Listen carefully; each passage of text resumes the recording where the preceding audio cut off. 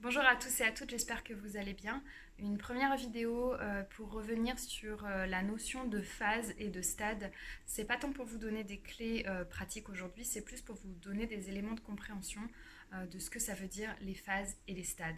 On en a beaucoup entendu parler ces derniers temps, notamment phase 1, phase 2, phase 3, phase 4, dans la gestion de la crise coronavirus 19. Mais sachez que ce sont des outils qui sont utilisés de manière générale, à la fois par les entreprises et par les organisations, les États également. C'est des outils qui vont venir aider à la décision et à l'application de ces décisions face à des situations hors normes. Je vais essayer de faire court et simple, je vais essayer de faire synthétique. Et pour les questions un petit peu plus pointues, n'hésitez pas à me laisser des commentaires juste en dessous. La première chose, c'est pourquoi on a un découpage en phases. Il y a deux objectifs. Le premier objectif, c'est de limiter l'impact négatif d'une situation. Le deuxième objectif, très important et qui est finalement l'objectif à mon avis central, c'est de prévoir des mesures à décliner pour assurer la continuité.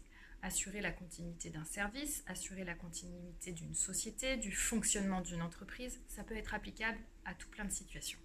Je suis sûre que cette notion de phase, vous l'avez déjà plus ou moins expérimentée dans votre quotidien sans l'appeler comme telle. Un plan qui contient ces différentes phases est articulé sur la base d'une situation, d'un scénario. Cet outil qui est créé sur la base de ce scénario peut être utilisable et décliné dans plein de situations. Ici, par exemple, on peut voir que le plan qui est utilisé dans la gestion du coronavirus, c'est une déclinaison, c'est pas un copier-coller, mais c'est une déclinaison de ce qui avait été prévu, notamment pour la gestion de la grippe saisonnière.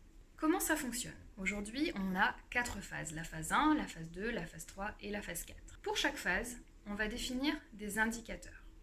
Ces indicateurs, c'est une liste toute simple de faits, de situations, à la fois statistiques et à la fois des observations de comportement qui constituent pour nous des éléments clés dans la société.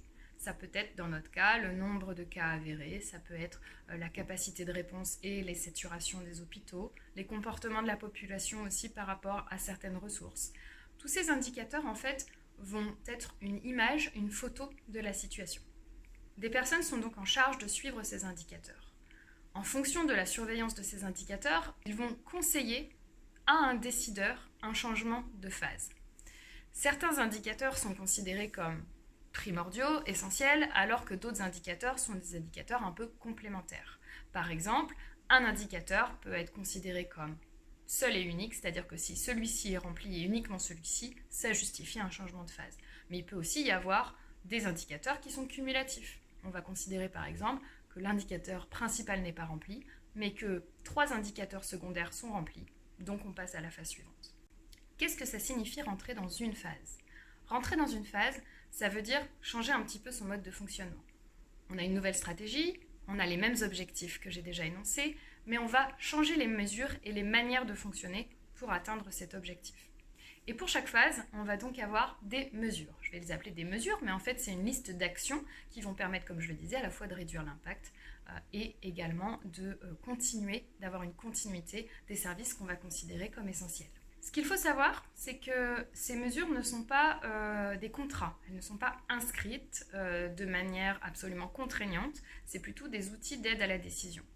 Aussi, chaque mesure ne sera pas appliquée de la même manière, en même temps, dans tous les lieux. Ça sera vraiment contextualisé, ce sera vraiment en fonction des situations. C'est pour ça, par exemple, qu'on a vu une application des mesures différentes dans le Grand Est ou peut-être sur l'Île-de-France par rapport à d'autres régions. Ces mesures, en général, elles vont se concentrer sur quelques éléments qui sont prioritaires. Par exemple, effectivement, l'accès aux ressources et aux biens de première nécessité, la question de la gestion des télécommunications, la question de la gestion de la sécurité, parce qu'il faut continuer d'assurer quand même la sécurité des citoyens au quotidien, la sécurité également des installations qui peuvent être stratégiques pour l'État, etc. C'est pour ça qu'on va prioriser ces mesures en fonction finalement de leur importance dans cet objectif de continuité. Tout au long de la gestion de cette situation, il y a des personnes, donc, comme je le disais au début, qui sont identifiées pour suivre ces indicateurs, suivre l'impact de l'application de ces mesures et dire si ces mesures sont ou non efficaces ou s'il est nécessaire, en fonction des indicateurs, de passer à une autre phase, à une autre stratégie finalement pour essayer d'atteindre l'objectif. Nous sommes actuellement en phase 3, mais je reviendrai dans une autre vidéo sur ce que cela implique en termes de confinement et en termes de limitation, notamment des mouvements. Je voudrais juste faire un point sur la phase 4. Souvent, on entend parler de la phase 4 et la phase 4 est considérée comme encore une aggravation de la situation. La phase 4 est en fait une phase qui permettra un retour à la normale. Je mets à la normale parce qu'en fait, qu'est-ce que ça veut dire normal ? Ce qu'il faut retenir par rapport à la phase 4, c'est que malheureusement, il sera impossible de claquer des doigts et de passer à la phase 4 et de se dire tout va bien, on est revenu comme avant. La phase 4, il faut s'attendre à ce qu'elle soit graduelle, c'est-à-dire que ce sera une observation d'indicateurs précis, probablement d'indicateurs de différentes natures, sanitaires, mais aussi économiques et potentiellement politiques, qui vont nous permettre petit à petit de faire tomber les différentes mesures qu'on avait mises en place pour la phase 3. Il faut donc s'attendre à ce que ça prenne un petit peu de temps. Il faut donc s'attendre à ce que ce ne soit pas partout pareil, et ça c'est difficile à comprendre en général. Quand on voit que les barrières tombent quelque part, et ben, on se dit pourquoi pas chez moi.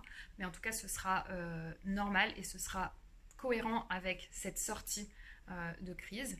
Et enfin, il y aura la phase de réintégration où voilà, on sera revenu à une situation à peu près normale et il faudra juste réintégrer tous les apprentissages et toutes les choses et gérer un petit peu les conséquences à plus long terme de la situation. Si vous devez retenir une chose de cette vidéo, c'est que la notion de phase et de stade ne vous informe pas nécessairement sur les mesures qui sont prises. En fait, c'est un outil d'aide à la décision et ensuite, dans chaque phase, viennent se décliner des mesures qui ne sont pas toujours les mêmes partout, en tout temps, et qui sont adaptées aux contraintes du contexte vraiment départemental, local, etc. Dernier point, n'oubliez pas que cette notion de gestion par phase a aussi pour vocation d'assurer la continuité, en minimisant l'impact évidemment de la crise, mais d'assurer la continuité et la sortie de crise pour l'ensemble de la société. J'espère que j'ai été claire, j'espère que c'était pas trop compliqué, j'espère que ça vous a intéressé. Si vous avez des questions, n'hésitez pas, encore une fois, j'y répondrai avec grand plaisir. À très vite.